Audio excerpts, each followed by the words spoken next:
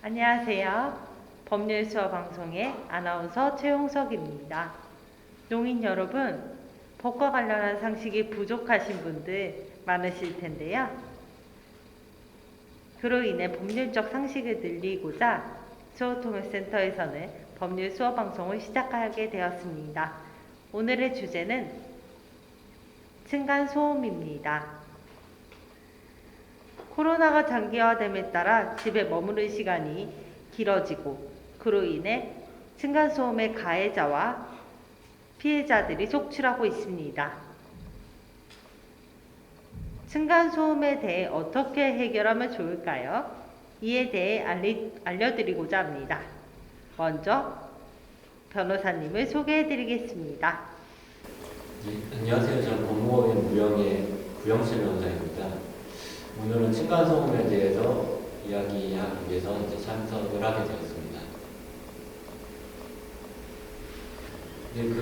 아무래도 코로나 문제로 인해서 사람들이 집에도 많이 계시고 하는 문제 때문에 층간소음 문제에 대해서 문의하시는 분들도 꽤 있고, 인터넷상의 질문 글들을 제가 살펴봐도 예전에 비해서 조금 더 층간소음 문제에 대해서 문의가 많은 것으로 보입니다.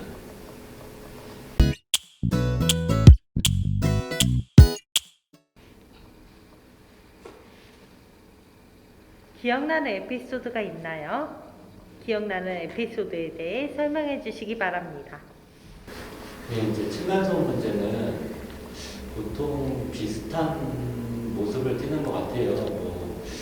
기억에 나는 일로는 밑에 집에서 성악을 하는 사람이 살고 있었는지 주기적으로 자기 성악 연습한다고 해가지고 위에 집까지 그 소리가 뚫고 나오는 사람도 있었고, 또 어떤 분 같은 경우에 아침에 일어나실 때 보통 알람 설정을 갖다가, 그분 같은 경우에는 스피커로 해가지고 굉장히 큰 헤비메탈 같은 음악을 그걸 알람으로 맞춰 놓으셔서 굉장히 옆집 사람들이 힘들어했다라는 그런 정도의 일은 기억이 남습니다.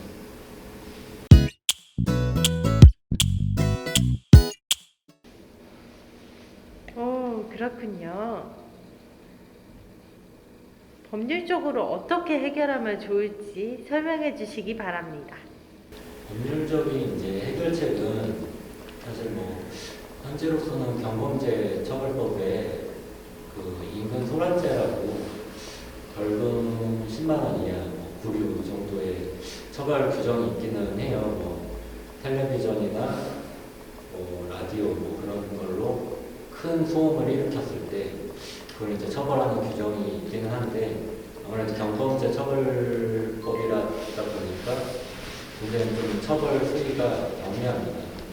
그 밖에 실제적인 대응책으로는 일단은 직접적인 접촉, 아랫사람과 그 아랫집과 윗집 사람과의 직접적인 접촉은 가급적이면 피하시는 게 낫고요. 왜냐하면 그게 시비가 돼가지고 폭행이 일어난다거나 그런 문제가 생길 수 있기 때문에 우선적으로는 그 아파트 관리 주체, 빌라 관리 주체 분에게 이 부분을 좀 해결해 줄 것을 요청을 하는 방법을 먼저 택해야 하고요.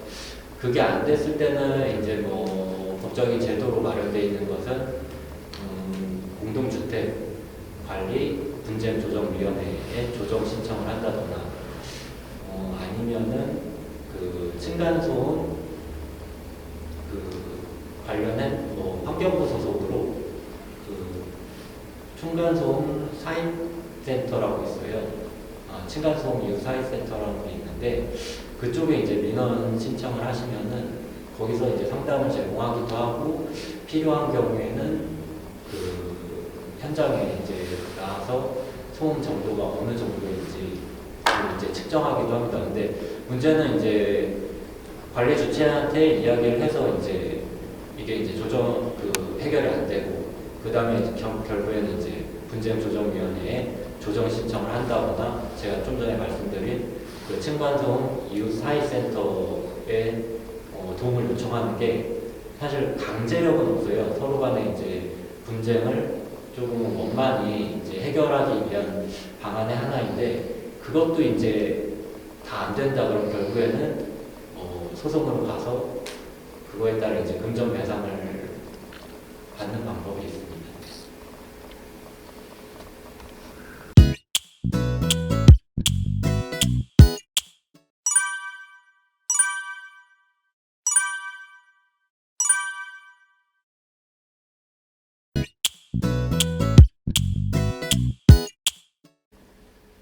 예, 알겠습니다.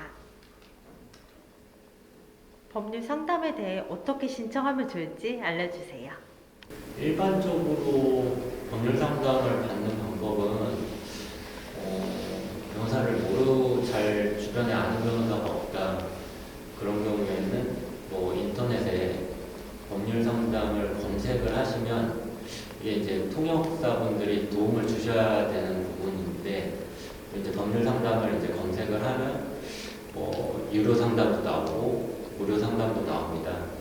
근데 제 생각에는 이제 상담료가 통상적으로는 시간당 10만 원을 받는 게 변호사 시장의 시세거든요. 근데 무료 법률 상담을 제공하는 곳도 있지만 그곳에서 이제 또 상담을 받는 경우에 변호사가 직접 상담을 하는 게 아니라 법에 대해서 잘 알지 못하는 사무장이 상담을 하는 경우도 있어서 그 인터넷 광고를 통해서 접근하는 거는 조금 제가 권해드리진 않고요.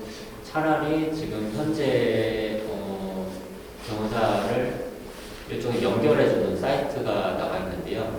그거 2개 정도를 제가 소개를 시켜드릴게요. 보통 거기서 상담받는 경우에는 제가 알기로 변호사 상담료가 한 2, 3만 원 정도가 평균적인 가격인 걸로 알고 있습니다.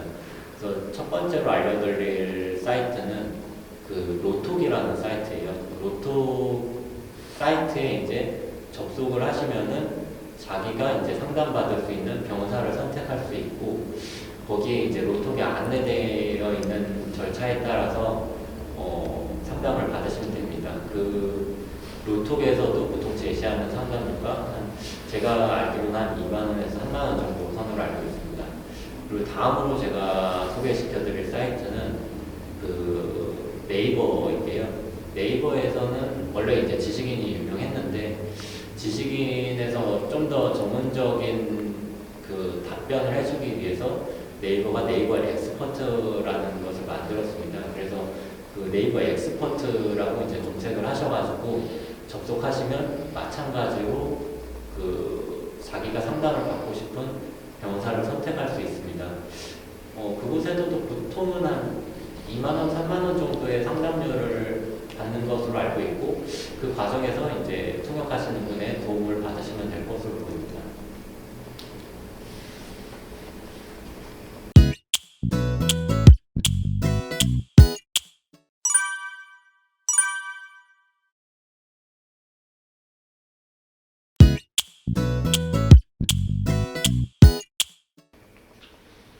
혹시 변호사 수고비를 무료로 받을 수 있을까요? 보통 이제 법적인 도움이 필요로 하시는 분들이 변호사 보수가 어느 정도 값이 비싸다 보니까 좀 망설이는 경우가 많아요. 근데 이런 경우를 대비해서 이제 크게 이제 지원받을 수 있는 방법이 한 3가지 정도로 나뉘는 걸로 보여요.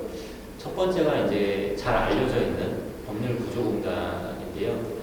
법률구조공단은 당연히 무료로 상담을 받을 수도 있고 실제로 분쟁이 발생했을 때 그 지원 요건이 된다면은 그 변호사 보수 없이 변호사 그 법률구조공단에 소속된 변호사가 소송이라든가 그런 지원을 하고 있어요. 근데 법률구조공단이 가장 잘 알려져 있기는 한데 요즘에는 이제 상담을 받으려면은 대기가 길어진다거나 그런 부분에 문제가 있어서 저 같은 경우에는 다른 곳을 또 알려드리기도 하거든요. 이제 제가 알려드리는 다른 곳은 대한변협의 법률구조재단이라고 있습니다.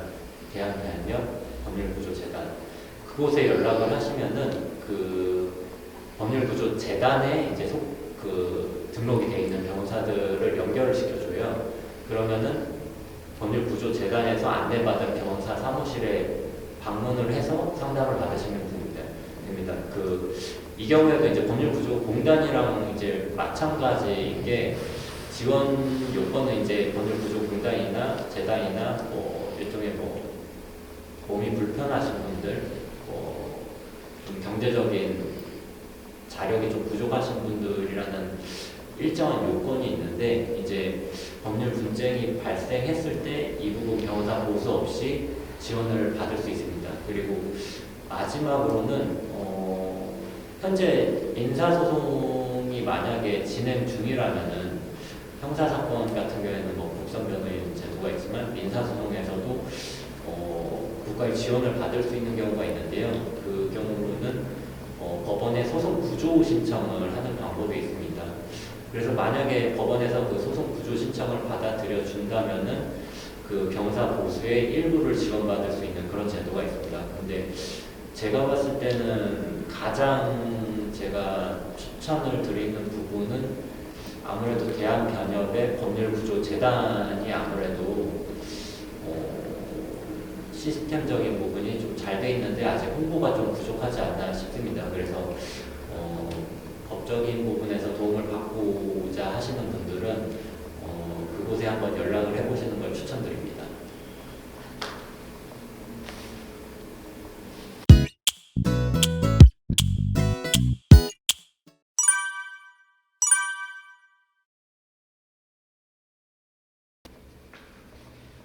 법률적인 기준도 중요하지만 층간소음의 근본적인 해결법은 이웃 간의 배려와 이해입니다.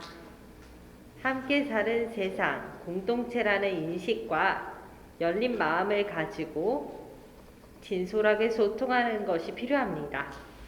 여러분, 법과 관련해서 궁금한 사항이 있거나 또는 법률적으로 알고 싶은 사항이 있다면 소아통일센터로 신청해 주시기 바랍니다.